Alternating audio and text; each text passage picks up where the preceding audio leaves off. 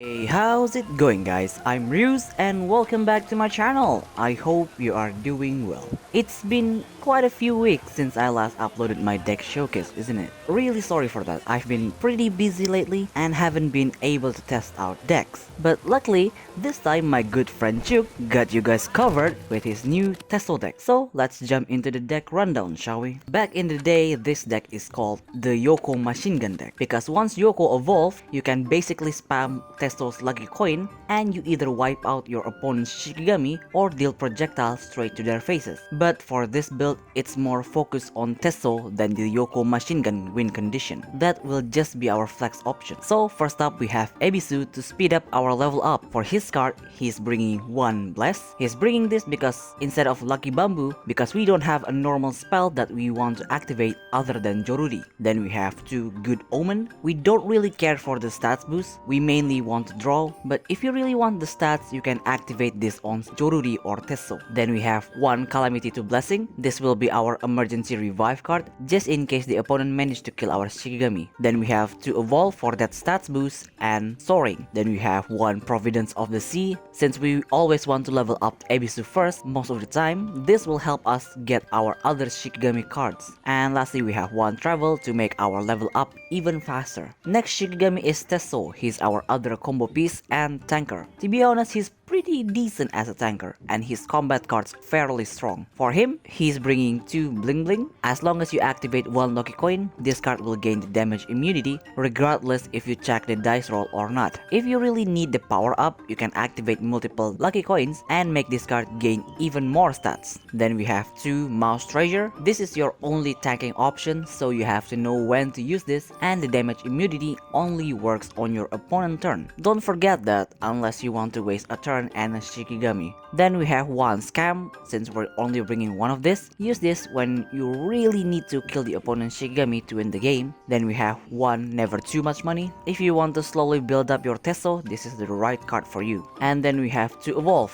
For this build, bringing 2 is a must because you want your first lucky coin to cost no orb so that Yoko can fire off more projectiles. And the haste is really nice. Then we have Joruri Gozen because she is green support and she has card that does something when you luck check. For her, he's bringing 2 Limpidity. This card is actually really good in this build because most of your luck check card has fast and you can easily stack keyword and stats on this card. Then we have 2 Revelation to instantly kill your opponent's Shikigami that has 4 or less health. Then we have 1 Twin. I would personally bring 2 of this instead of 1 because a 6 stack direct hit would really hurt your opponent. Then we have 1 Evolve for the extra stats and 2 Joruri for that final damage push. Our Shikigami doesn't really have the biggest stats, so don't expect a 1-turn kill using this. And lastly, we have our boy that just been buffed, Yoko. Old player would know how annoying Yoko is in late game, but now, he can be even more annoying in early game because his Windblade can now target all units. For him, he's bringing 1 Windblade. For those who have the Yoko SSR, I would suggest to bring that instead, but for those who don't, this will have to do. Then we have 2 Key Focus to make Yoko's projectile hurt even more. That 4 damage projectile is nothing to scoff at. Then we have 2 Destined One. This is still the best form for Yoko because you get a free Windblade every turn. Then we have 2 Double Slash. A 4 damage targeting projectile is always nice to have, and this will let you luck check twice, so if that succeeds, it will definitely hurt your opponent. And then we have 1 Evolve.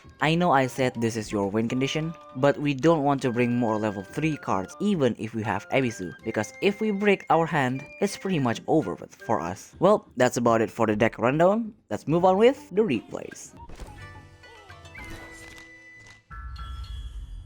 Our first match is up against Mono Red Orochi Hitorima. With this matchup, we just need to focus on killing Fujihime and Hitorima so that they can't continuously attack us.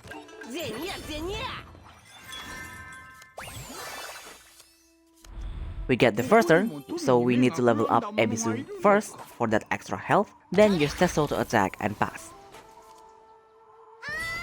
On their turn, they will just activate Fujihime spell to gain Kingyo and pass. That was a very passive turn 1. On our turn, we're going to snipe their Fujihime with Revelation, then use Joruri to attack because she has higher health and pass.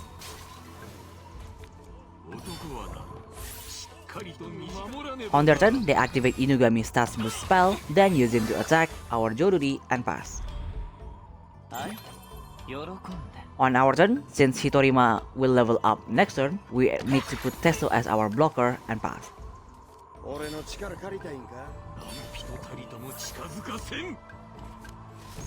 On their turn, they will activate Inugami Stats Boost spell, then use Hitorima to attack and pass. The opponent is playing very passive for some reason, so we need to take advantage of that. On our turn, we will evolve Ebisu, then use him to attack because he has 8 health and pass.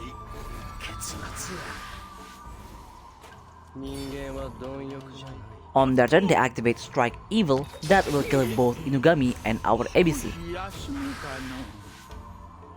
Then they activate Impure Power on the Kingyo Snake, attacking us for 10 damage and pass. On our turn, we activate Double Slash on the Kingyo Snake and successfully luck check both dice roll.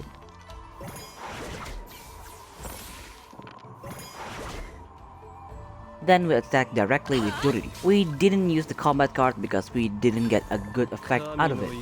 On their turn, they activate Divine Flames of Wrath,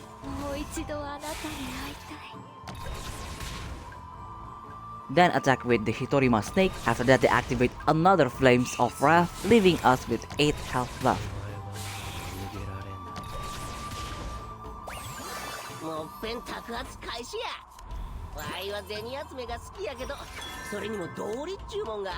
On our turn, we're just going to attack with Tesso, then put Mouse Treasure on him and pass. They don't have many options to attack, so they will just put a form on Orochi and pass.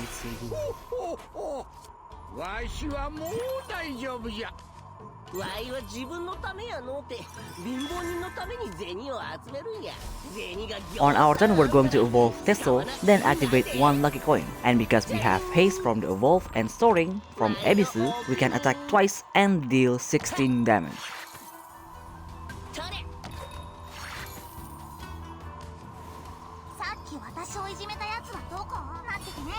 On their turn, they put King Yuhime's SSR.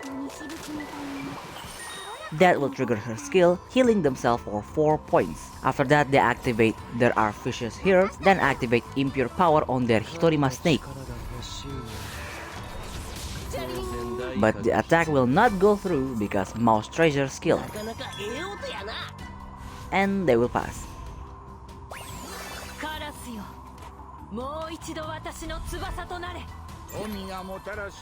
On our turn, we activate Travel to level up the rest of our Shikigami.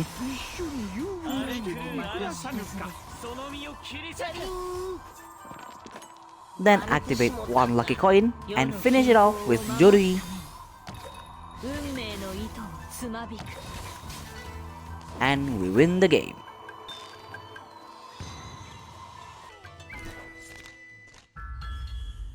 Our second match is up against this really weird Fujihime MOBA deck. This deck is definitely playing stall because they are literally bringing 2 of the most tanky units in the game. Well, as long as we can keep their Fujihime from stacking Fujihiro, we should be fine. They get the first turn, which is pretty bad for us since they can stack their Fujihiro faster. They put a form on Jimenju and pass. On our turn, we're just going to attack with Joruri and pass.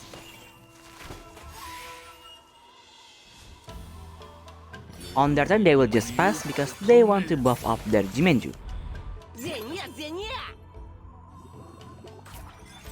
On our turn, we're just going to attack with Tesso and pass. We don't want to use the Revelation yet.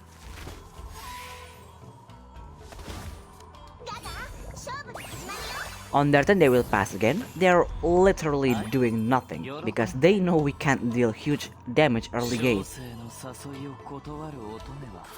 On our turn, we activate Double Slash on Fujihime. That will reset their Fujihiro. The luck check will hit her again and deal 2 damage to their life. After that, we attack with Joruri and pass. On their turn, they will finally move Jimenju to attack, then evolve Samurai X and pass.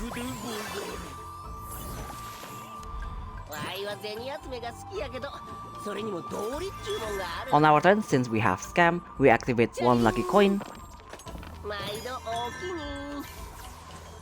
Then activate Scam to instantly kill their Jimenju.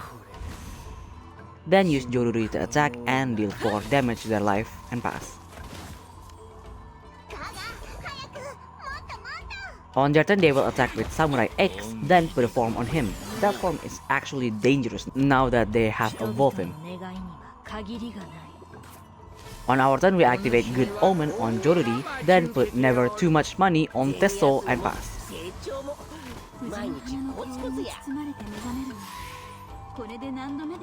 On their turn, they will just attack with Samurai X and pass.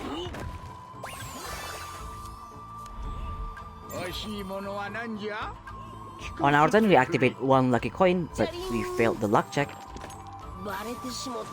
We activate Bling Bling for that damage immunity.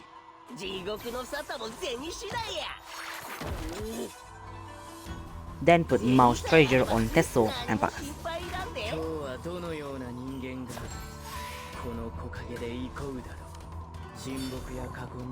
On their turn, Jimenju will turn Tesso into a tree.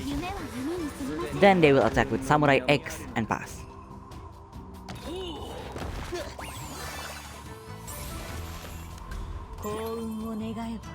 On our turn, we put another Mouse Treasure on Tesso, then activate Joruri. That is just enough to kill their Samurai X.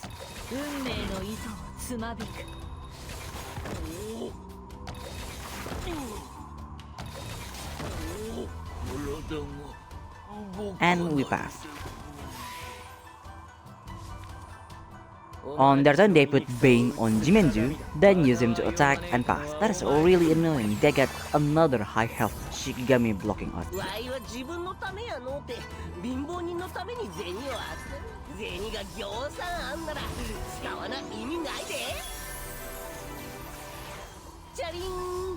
On our turn, we activate 1 lucky coin that will make Limpidity gain direct hit, so we activate it and deal 7 damage to their life. After that, we attack their Jimenju with Tesso and pass.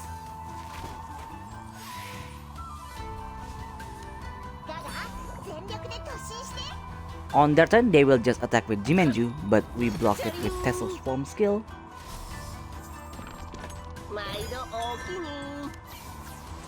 And they will pass.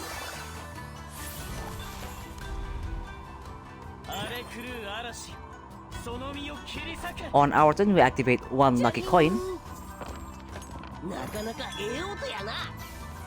Then activate Bling Bling. That will trigger the opponent with Chariot Dance. That was really dangerous. And we will pass.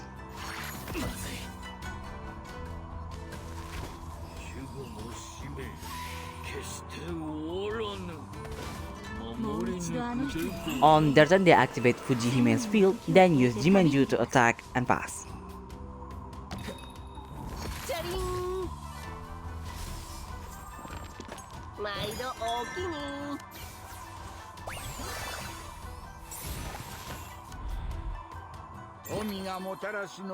On our turn, we just drew the perfect card for this situation. We put Twin on Joruri, and we just need to luck check 3 times.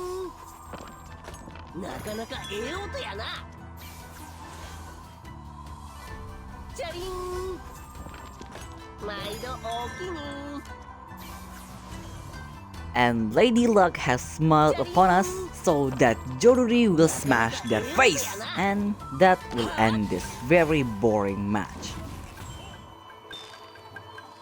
Well, that's all for today's video. I certainly hope you enjoyed it. Anyway, if you want to support the channel, I have Patreon and Ko-Fi links down below. And as usual, if you have any kind of feedback, leave it down in the comments, and see you next video. Bye!